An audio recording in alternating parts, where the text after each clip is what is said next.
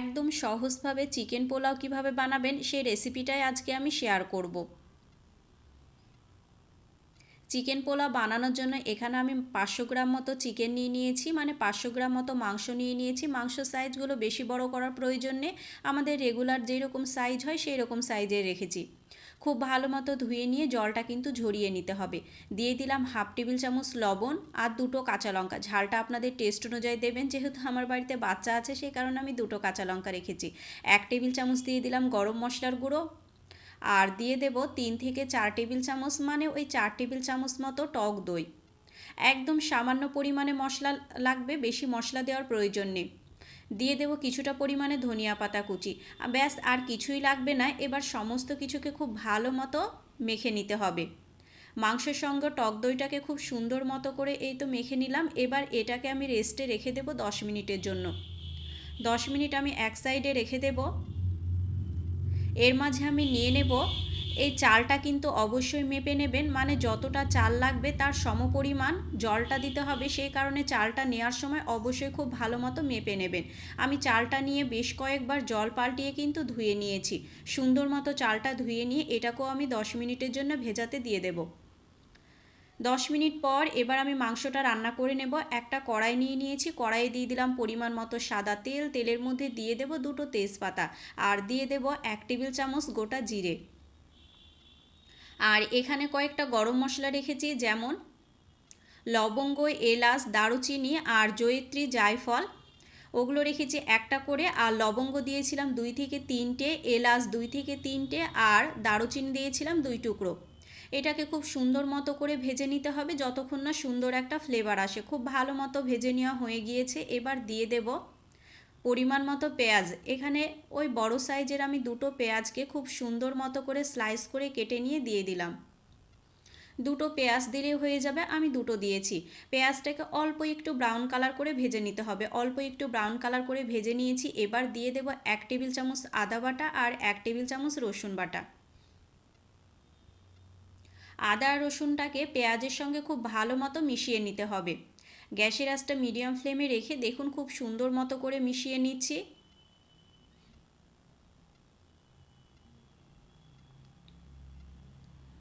খুব ভালো মতো মেশানো হয়ে গিয়েছে। আর মশলার মধ্যে দেব শুধু ধনিয়া গুঁড়ো।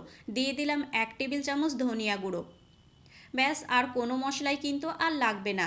ধনিয়াটাকে খুব সুন্দর মতো করে মিশিয়ে নিলাম। এবার যে মাংসটা আমি ম্যারিনেশন করে রেখেছিলাম সেটাই দিয়ে দেব। মাংসের সঙ্গে মশলাগুলোকে খুব সুন্দর মতো করে মিশিয়ে নিতে হবে। দেখুন আমি কিন্তু খুব ভালো মতো মিশিয়ে নিচ্ছি। এই পর্যায়ে কিন্তু গ্যাসের আঁচটা হাই ফ্লেমে রাখবেন, কারণ এক্সট্রা জল দেওয়ার প্রয়োজন নেই, মাংস থেকে অনেকটাই জল বেরোবে। আর এখানে দিয়ে দেব হাফ টেবিল চামচ গোলমরিচ গুঁড়ো। এটা একদমই অপশনাল, আপনারা চাইলে দিতে পারেন, তবে দিলে কিন্তু টেস্টটা খুব ভালো আসে। আমি ওই হাফ টেবিল চামচ মতো দিয়েছিলাম। এবার সমস্ত কিছুকে খুব সুন্দর মতো করে মিশিয়ে নিতে হবে। মেশানো হয়ে যাওয়ার পর আমি গ্যাসের আঁচটা মিডিয়াম ফ্লেমে রেখে কিছুক্ষণের জন্য, মানে ওই 5 থেকে 6 মিনিটের জন্য কিন্তু আমি ঢাকনা বন্ধ করে রেখেছিলাম। দেখুন মাংস থেকে কিন্তু অনেকটাই জল বেরিয়েছে। আর এই জল দিয়ে কিন্তু মাংসটাকে আমি প্রায় সেদ্ধ করে নেব। মাংসটা যখন অনেকটাই সেদ্ধ হয়ে আসবে তখন আমি দিয়ে দেব 100 ml মতো লিকুইড দুধ। ওই 100 ml মতো দিয়েছিলাম, বেশি দুধ দেওয়ার প্রয়োজন নেই।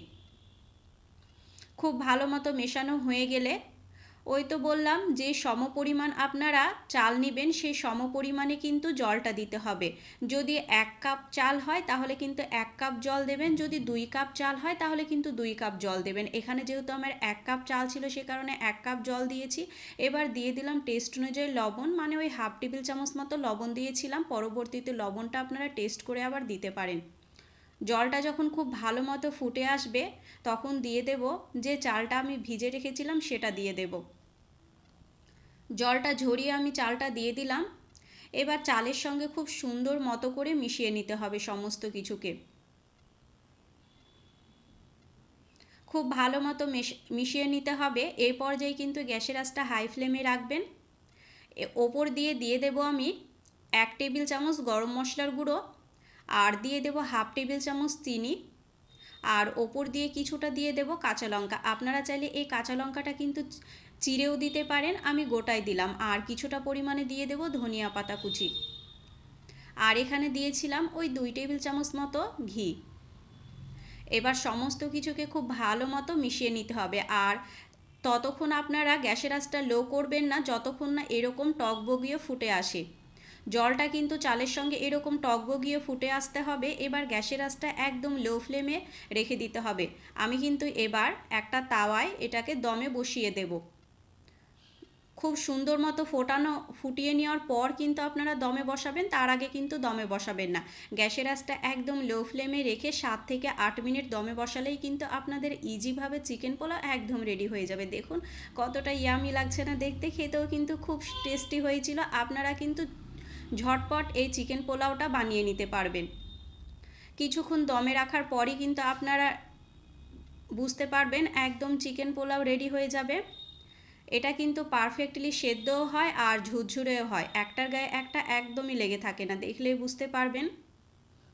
চিকেন পোলাওয়ের রেসিপিটা কেমন লাগলো অবশ্যই কমেন্ট করে জানাবেন। আর ভালো লাগলে কিন্তু এভাবে বাড়িতে একবার হলেও বানিয়ে খেতে পারেন। আর বানালে আমাকে কমেন্ট করে জানাতে ভুলবেন না কেমন হয়েছিল।